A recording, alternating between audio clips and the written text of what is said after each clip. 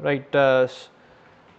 So till now in this course, in terms of parallelization, we've talked about CPU based parallelization. Okay, so that is when you use the compute cores for parallelizing your work. But as we all know that nowadays NVIDIA is getting very popular. In fact, NVIDIA's shares have rocketed up. So if you were smart enough to buy one of these a few years ago, nowadays you can buy US listed shares as well through websites. So you would have been very happy, but if only we knew which shares will shoot up. Okay, so NVIDIA is doing good because of a reason, and the reason is machine learning boom. Well, they have put really good work. If you want to talk, you can go out. There's no issues with that. Okay, this session is being recorded, so you can have a look at the session later. But don't disturb the humanity who will be hearing your voices in this recording. Thank you very much for cooperating. So GPU based parallelization has become very popular because of a major application, which is machine learning. Okay, so we'll talk about a particular kind of machine learning algorithm, which is called deep learning, which is basically the use of neural networks in a certain way. But before that, we'll talk about something called OpenACC, which is very similar to OpenMP. So OpenMP, as everybody I'm sure here in the class is quite comfortable with by now through the sessions. So let's talk about OpenACC. This is one resource, openacc.org, where you can find very useful stuff about GPU based parallelization using OpenACC. Now let's jump into it. Okay, so this is a code which is demonstrating the use of OpenACC for doing matrix multiplication A times B. Now we have done that in OpenMP. So what we did was well, let's look at the algorithm quickly. So we have two matrices. This is just a code snippet. Okay, this is not a complete code, but that's what we need to concentrate on. So we have a matrix C, which is to be made equal to A times B. All of them are n by n matrices. So what we do is we visit all the elements of C. So the way we'll do that is we'll go take I from 1 to n, j from 1 to n, and then we'll say C of I comma j is equal to 0.0. So that will make the element 0 to start with, and then you will do row times column using an index k, which goes from 1 to n, and then you keep multiplying each row element of A to each column element of B, and keep adding that contribution to C. So that's how typically you will parallelize this. So the way we'll do that, the way we do that typically in OpenMP is by just putting an OMP parallel do with some understanding of how to use that. But with MPI, it's a bit more complicated than that. You saw that you have to transfer information between the processes, some broadcasting, etc., etc. So a lot of work with MPI. So OpenACC is very similar in construct to OpenMP, as we see now. So what we do is we say ACC parallel loop collapse to present ABC, and then at the end of the do loops we say ACC end parallel loop.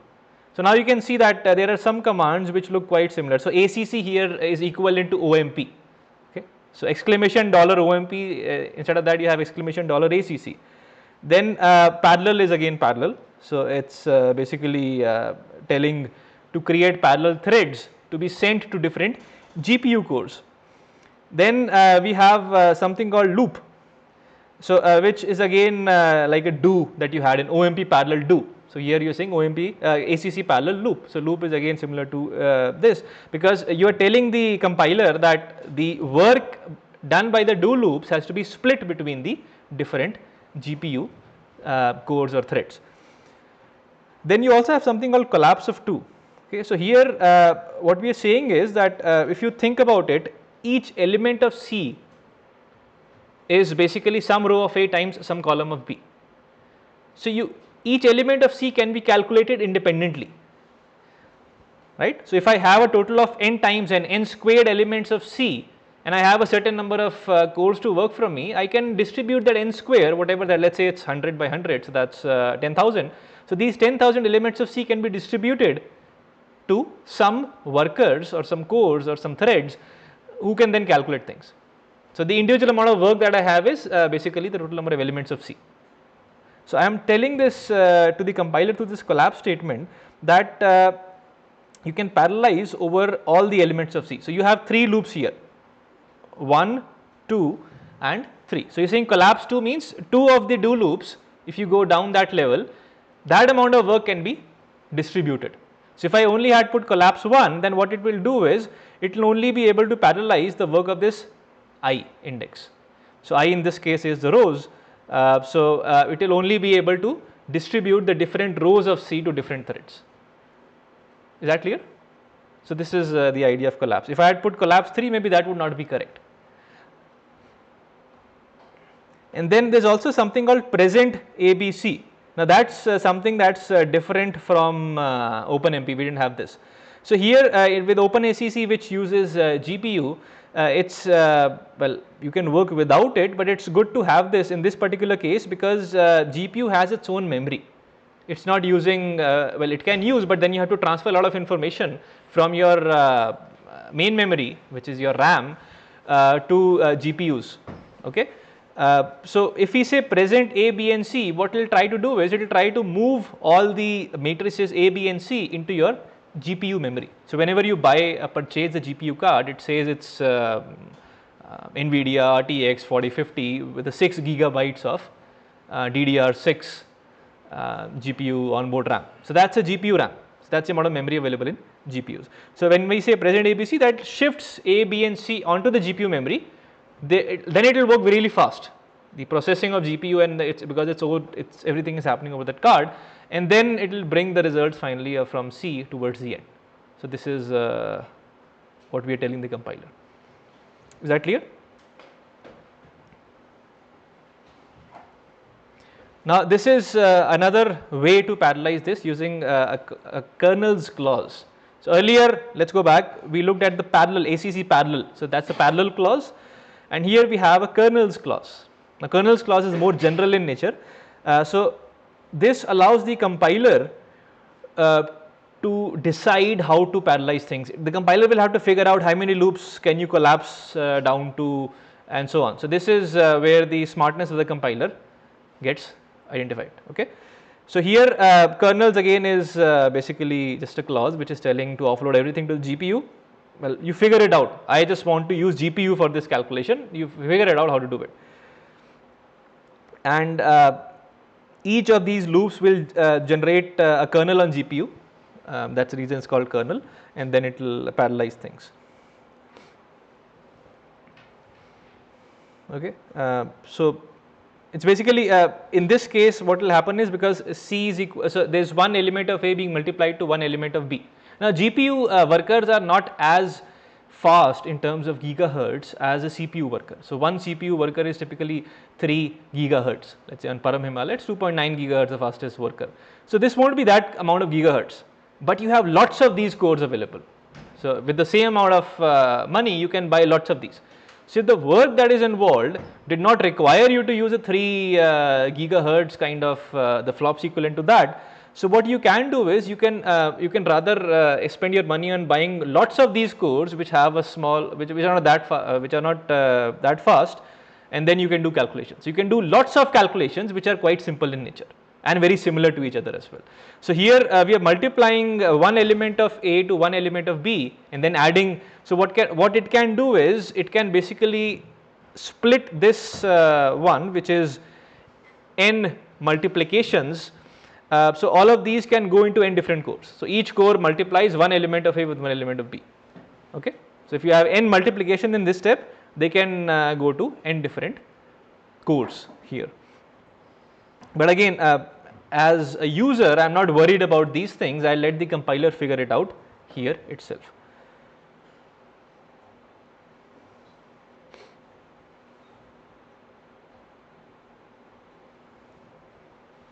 So, it does a lot of smart things, but let us not go into details. I will give you some resource which you can refer to. So, here is an example of array addition. So, we are simply adding two arrays. So, left one is Fortran code which is so left is a serial code and the right one is a parallelized version of the code with OpenACC. So, let us look at the code first. So, you have three arrays A, B and C and you are literally just adding A and B into C. That's pretty much it. Do I going from 1 to n, C of I is equal to A of I plus B of I, that is it. So what we do in OpenACC based parallelization, in this before the do loop, we put bank $ACC kernels loop. So kernels again is telling to figure it out, but we are also telling that there's a loop here. So just giving some extra information just in case. And then you say that you want to copy A and B into the GPU, and you want to copy out C from the GPU, because there's no point copying C into the GPU because C is just getting calculated. So this is so there are lots of clauses you can provide. So this is, as you see more and more examples, you'll get more comfortable with this. But this is a quick way to parallelize if you have some GPU card sitting on a system that you're not using. Okay.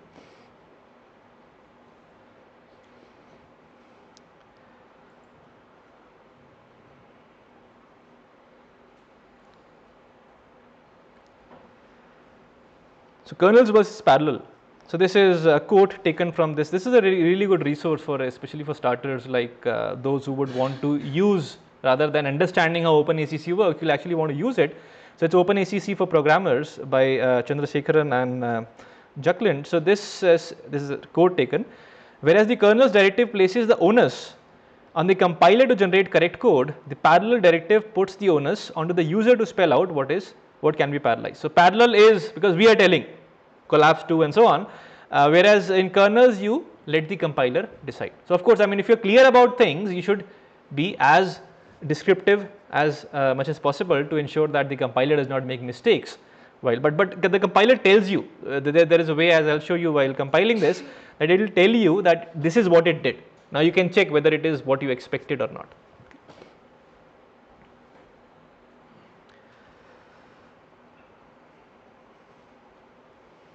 So this is just an example where you have an ACC. So this is with the OMP, you had an OMP parallel. So now you create threads, and now with ACC loop, you say that now this loop, the amount of work in this loop has to be now split between the threads. So this will split the threads, and then this is the end of this ACC loop. But then you still are in ACC parallel. So then it will end up doing this loop multiple times, because there is nothing like an ACC loop here. So all of the threads will try to do this thing. So this may end up resulting in something which is unexpected. But ACC kernels, if you put that on the top, it will work fine because compiler will figure things out, and this is again a simple code. So it will figure out that this part of the loop, if it can be parallelized, it will try to parallelize. If not, then it will leave it as it is for one particular thread only, or maybe on the GPU or CPU. So I will not go into details. You can have a look at it if you want. So there is basically 3 levels of parallelization in GPU in general. But again, as users, we don't need to worry about that right now. Reduction, a very important operation when you're doing things. So, well, in OMP, what you would do is you will just say that OMP parallel do reduction, the operator, and the variable that you want to reduce on. Very similar. So here we are simply adding all the elements of an array data. So we say ACC parallel loop. So it will split the work into different cores, GPU cores, and then you say reduction with an addition on the variable total. So all the cores which have calculated some partial sums will then contribute their partial sums into a bigger sum called total in the end. Okay. Well, how do you compile? Now that we know that we have some way to work with these things. So there are different kinds of compilers available for OpenACC. Commercial, open source, as well as research compilers, because OpenACC has been used a lot, have been developed a lot at research labs. So you can go to acc.org, openacc.org, that I gave you the link in the beginning. It will give you a list of all the compilers available. The most popular one was the NVIDIA supplied PGI compiler, based compilers. Earlier they were not free, but now at least for Linux systems they are free. So I requested Param Himalaya to get them installed, although the manual says it is installed. So you can have a look. If not, then you can actually install them yourself as well. In PGI, the way it works is you just specify -ACC, like you specified minus fopenmp. While compiling the code, you say -ACC flag, and then that tells the compiler that ACC is being used. If you don't specify that, then like OpenMP, it compiles the serial code. It will ignore all the directives. Okay, so when you specify -ACC flag to the compiler, it will compile with ACC support, and then you can supply some additional flags like target architecture. So you can specify it, but if you have multiple GPU cards and so on, or so you will want to, which kind of architecture you want to optimize your, so NVIDIA has different architectures over the period of time. And then this optional flag called minus minfo XL. So this, what it does is it prints some steps. So it will tell you what exactly the ACC compiler has done. So if you have a kernel's clause, it can become useful in telling you what exactly has it done. Okay. So you'll supply it like this. So you'll say PGCC. Well, this is for C code. In our case, we'll use PG F90 minus ACC. This is again optional. We'll not use that. And minus minfo equal to XL, and then program, well, in our case .F90 with minus O and whatever executable name you want to give. So this will then print some information here, that line number 40 generating some copy in implicitly, and then blah blah blah. Okay. So I hope you understand how to compile. So with this information, you should feel confident that if you have a GPU card sitting on a system, you can do something better than not using it at all. Here's a more detailed discussion. This is taken from that book that I just showed. So this is, on the left you have a Fortran code to solve a Laplace's equation. So for those who are from physics or mechanical engineering background may understand, Laplace's equation is simply a diffusion equation.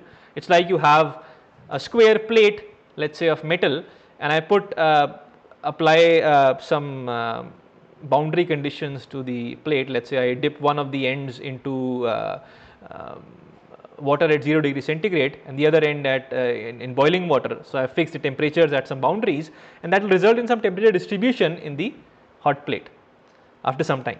So that the energy heat will diffuse and some temperature field will develop at the steady state condition. So this is what Laplace's, I mean, Laplace's equation is used in a more general sense. It comes at different modeling of natural phenomena. It's simply diffusion phenomena that happens in nature.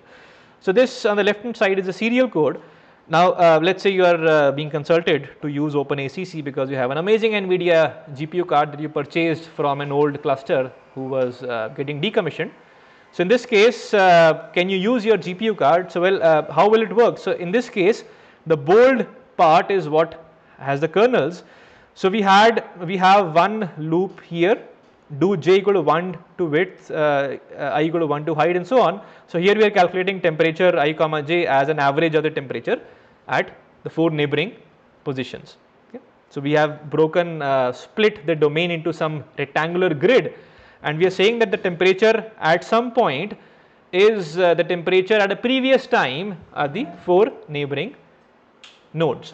So this is an average of the 4 neighboring nodes at a previous time.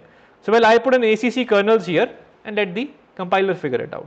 Again, we have this set of nested loops, which is basically visiting all the points in the domain where I am just calculating where is the worst or the where is the worst condition in terms of calculation. So basically you time steps. So you calculate the temperature at a given time. Start with some initial condition.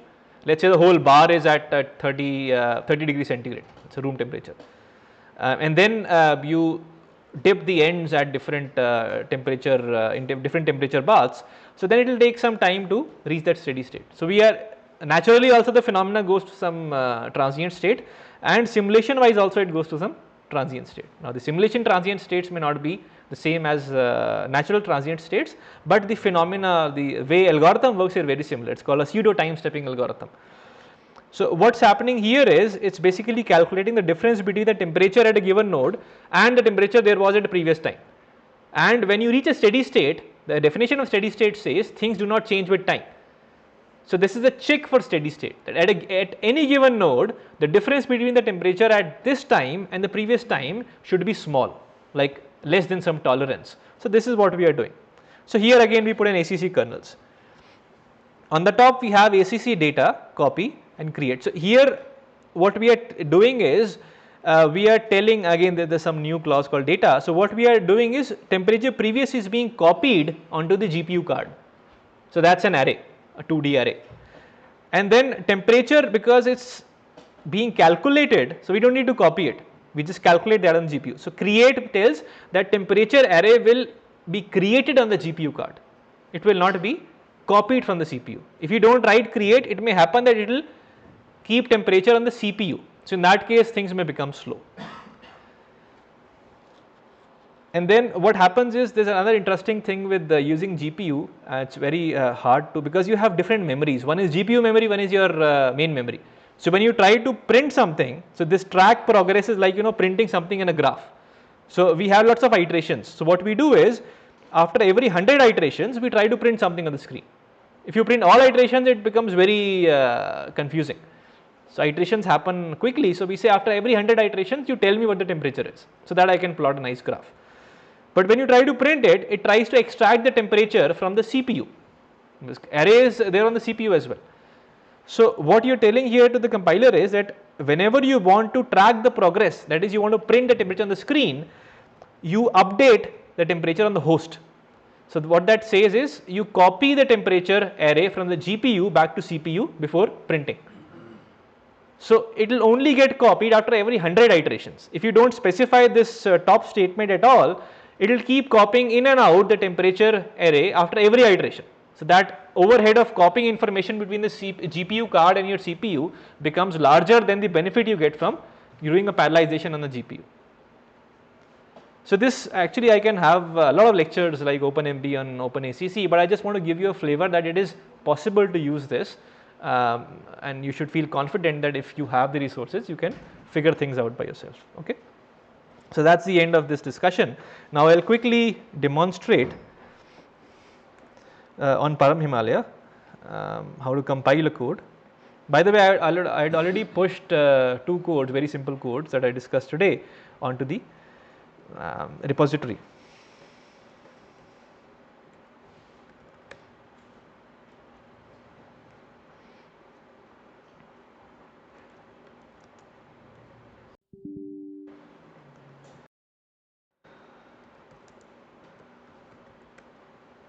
Okay, so when I say module avail, it tells me all the modules. So one of these is HPSC. So this is what I want to enable or load. So I say module load HPSC. So that loads the module. Now I can check if I type PGF90. So it says no files to process. So that means it's been able to load the compilers. Let's go to the folder where we have the codes. So repository codes.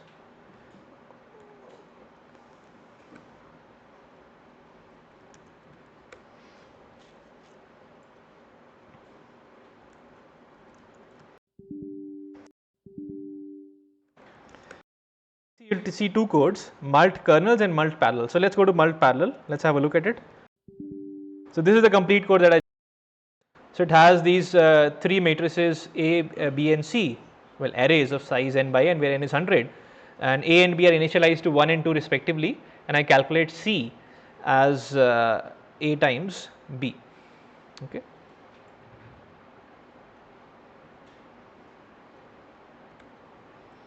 So we say PGF90 and